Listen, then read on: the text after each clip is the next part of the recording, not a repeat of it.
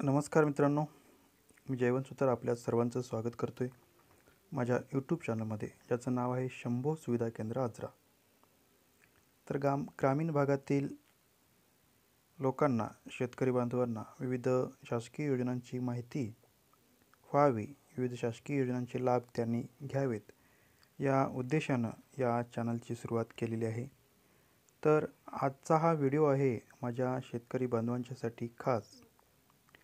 E पीक पाहणी कशी करावी, ई पीक पाहणीचे फायदे कोणते आहेत, न केल्यास काय नुकसान सहन करावं लागणार, याबाबत हा व्हिडिओ महत्त्वपूर्ण ठरणार आहे.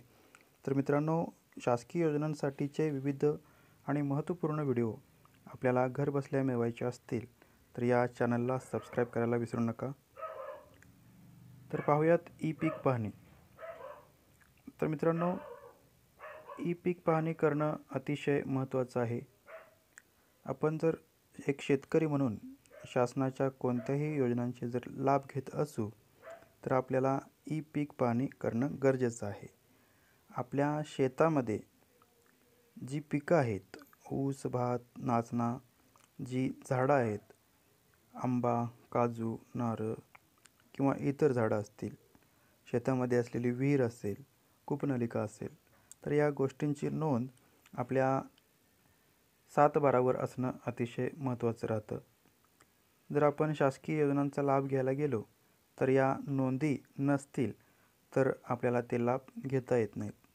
उदाहरणार्थ, आपण जर शासकीय गोदामामध्ये जर भात विकत असू व त्यासाठीचं अनुदान जर आपल्याला घ्यावायचं असेल आणि त्या भाताची नोंद जर आपल्या 7/12वरती नसेल तर हे अनुदान, हा लाभ आपल्याला घेता येत नाही.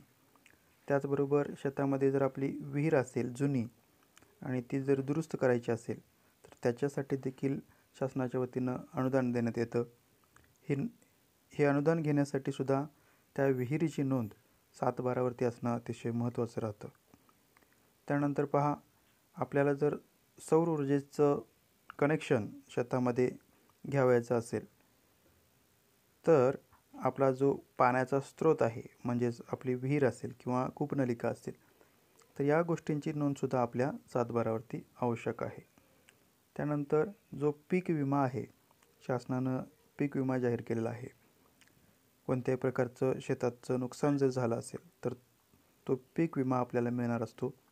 तर पीक विमा घेण्यासाठी सुद्धा पीक पाहणीची ही जी नोंद आहे ती नोंद होणं गरजेचं आहे. त्यानंतर सेवा सोसायटीमधून जे शेतकऱ्यांच्यासाठी जे कर्ज भेटतं, हे कर्ज घेण्यासाठी सुद्धा आपल्याला ही पीक पाहणी आपल्या 7/12वरती नोंद असणं अतिशय महत्त्वाचं राहतं. तर मित्रांनो, ई पीक पाहणी ही सध्या ऑनलाईन पद्धतीनं करण्यात येते.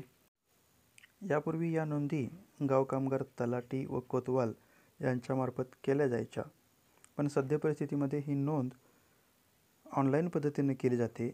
यामध्ये मोबाईल ॲप्लिकेशन ई पीक पाहणी नावानं आलेलं आहे. आपण आपल्या मोबाईलमध्ये हे ॲप्लिकेशन डाउनलोड करून घ्यायचं आहे. यामध्ये नवीन जर नोंदणी असेल तर रजिस्ट्रेशन करायचं आहे. आपला मोबाईल नंबर टाकून हे रजिस्ट्रेशन करता येतं. त्यानंतर 7/12चा गट नंबर आणि 8चा खाते नंबर टाकून हे रजिस्ट्रेशन पूर्ण करून घ्यायचं आहे. यानंतर आपल्याला मोबाईल नंबर टाकून लॉग इन करून घेता येतं.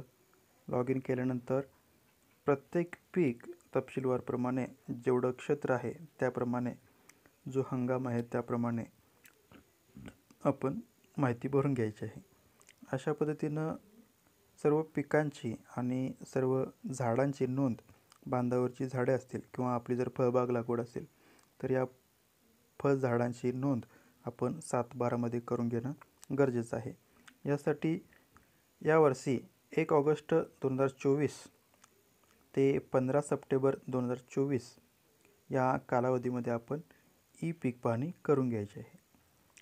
तर मित्रांनो, असेच नवनवीन व्हिडिओ, शासकीय माहितीचे व्हिडिओ आपल्याला मोबाईलवर पाहण्यासाठी या चॅनलला सबस्क्राईब करा. हा व्हिडिओ पाहिल्याबद्दल धन्यवाद.